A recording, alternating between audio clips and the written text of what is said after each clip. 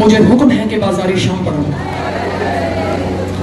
اور جب مجھے یہ بات کہی گئی تو مجھے سمجھ نہیں آئی کہ میں علی کی بیٹی کا کون کون سا قتل پڑھوں۔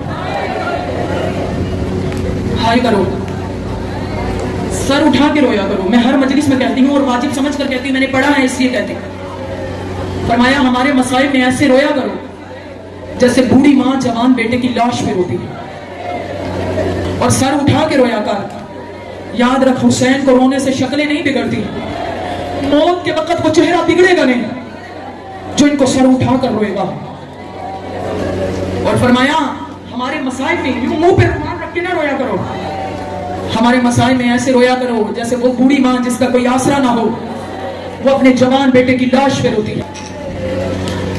اللہ جانے سجاد کا کیسا کلیجہ تھا جو زندگی بھر رو رو کے کہتا رہا، الشام الشام الشام، میں مر جاتا لیکن اپنی پھوپھیوں ماں اور بہنوں کو شام کے بازار میں نہ لے کر جاتا۔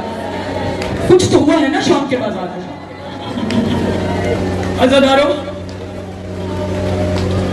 حسین کے بعد دین بچا گئی علی کی بیٹی، ایک حسین کا بیمار بیٹا سجاد۔ ہائے کرو ہائے کرو ہائے کرو۔ اور ایک علی کی بیٹی زینب۔ تاریخ میں گر شام کا بازار نہ ہوتا، شبیر کا بیٹا کبھی بیمار نہ۔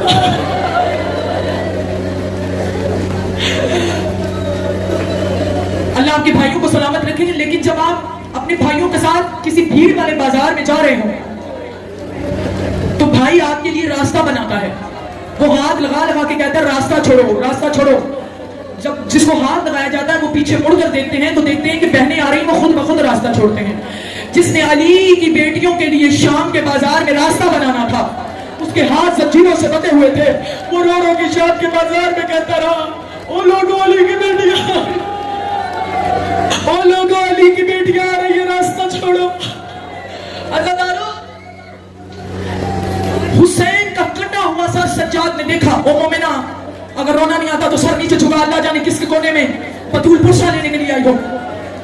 جو شیعہ بیٹھی ہو وہ سر اٹھا کے رو، ماتم کرو جن کے مذہب میں ماتم جائز ہے۔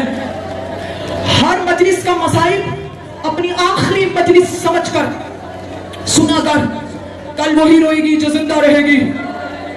تیرا 8واں امام امام علی رضا فرماتے ہیں قیامت کے دن ہر آنکھ روئے گی، وہ آنکھ نہیں روئے گی جو دنیا میں میرے دادا حسین کو روتی رہی۔ عزادارو، سجاد نے حسین کا کٹا ہوا سر دیکھا، شامی غریبہ، سجاد رویا ہے پر خون نہیں رویا۔ زینب جیسی ماں کو بغیر چادر کی زندگی میں پہلی مرتبہ دیکھا، سجاد رویا ہے پر خون نہیں رویا۔ سارے راستے سکینہ کو تماچے لگتے رہے، کیا سن رہی ہو، ماتم کرو ہائے حسین۔ سجاد رویا ہے پر خون نہیں رویا۔ شام شہر کے باہر، اچھا جو یہاں پہ زوار بیٹھی ہو شام کی،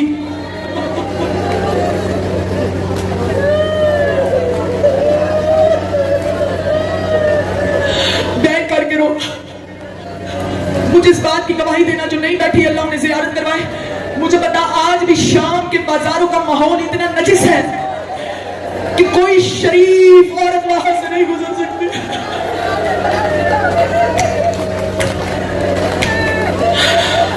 ہائے کرو، بیٹھ کر کے رو، بطول تیرے بیٹھ سننے آئی ہے۔ عزادارو، شام شہر کے باہر یہ قافلہ آ کر رکا، 15 آزاد محمد کی بیٹیوں نے، 15 آزاد محمد کی بیٹیوں نے کھڑے ہو کر سنی۔ زینب نے آواز دے کے کہا، سجاد ان سے پوچھ کے انہوں نے ہمیں کیوں کھڑا کیا ہے؟ سجاد نے ہائے کرو۔ سجاد نے ایک ملعون کو بلایا، اللہ جانے کس انداز سے سنو گی، بڑے دردوں والے لوگ ہو، بڑے عقیدت مند لوگ ہو۔ آواز دے کر کہا، او ملعون 3 دن ہو گئے ہمیں یہاں پہ کیوں کھڑا کیا ہوا؟ آواز دے کے کہتے ہیں یزید نے بدماش بلائے ہیں، یزید نے اعلان کروایا ہے جس نے علی سے بدر اور حنین کا بدلہ لینا ہے، علی کی بیٹی کا بازاروں میں آ رہی ہے۔ کہاں بدماش اکٹھے ہو رہے ہیں؟ عزادارو، میری طرف دیکھنا اور پھر جیتنا جی چاہے مت کرنا۔ تاریخ کہتی ہے 3 دن کے بعد ہائے ہائے ہائے ہائے شام شہر کا دروازہ کھلا. سجاد نے دیکھا کوئی شراب پی رہا تھا, کوئی ڈھول بجا رہا تھا, کوئی تنبورہ بجا رہا تھا. سجاد نے زندگی میں پہلی مرتبہ لاکھوں تماشائیوں کا ہجوم دیکھا. سجاد رویا ہے پر خود نہیں رویا. عزادارو, سجاد کی جھولی میں شپر نے ایک کاغذ کا ٹکڑا رکھا. سجاد کی آنکھوں سے پہلا لہو کا قطرہ گرا. زینب آواز دے کے کہتی سجاد, اور کون سا ظلم ہے جو اب تک ہم پر نہیں ہوا؟ جو ہائے کر رہے ہو اللہ کبھی کسی کا بے ہائے نہ کرو. کون سا ظلم ہے جو ہم پر نہیں ہوا؟ تو خود نہیں رویا. اس رکے میں کیا لکھا ہوا ہے جو تیری آنکھ سے پہلا لہو کا قطرہ گرا؟ آواز دے کے کہتے اماں, اس میں لکھا ہے کہ یزید نے پیغام بھجوایا ہے کہ اس بازار میں زینب پیدل چلے گی. اجرکم علی اللہ, اجرکم علی اللہ, اجرکم علی اللہ.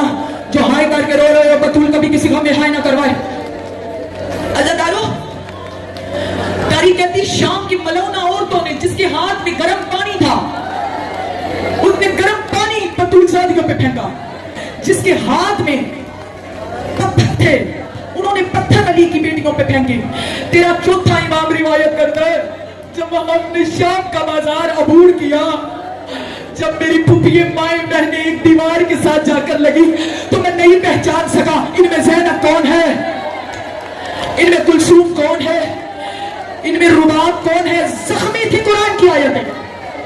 ماتم ماتم زخمی ہو گئی علی کی بیٹیاں.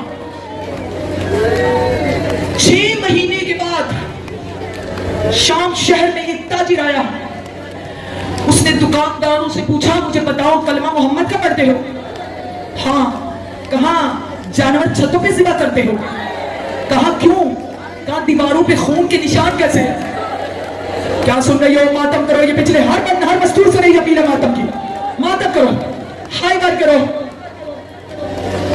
کہا دیواروں پہ خون کے نشان کیسے ہیں؟ کہا 6 مہینے پہلے ایک غریب کی بہن یہاں سے گزری تھی, شام کی عورتوں نے اتنے پتھر برسائے تھے. سجاد آواز دے کے کہتے میں وہ وقت کبھی نہیں بھلا سکتا جب پچھلے بدماش روک نہیں رہے تھے, اگلے بدماش راستہ نہیں دے رہے تھے. میری طرف دیکھنا اور چپ بھر کے ماتم کرنا. ایک ملونہ عورت جس نے چکی کا پاٹ اٹھایا ہوا تھا,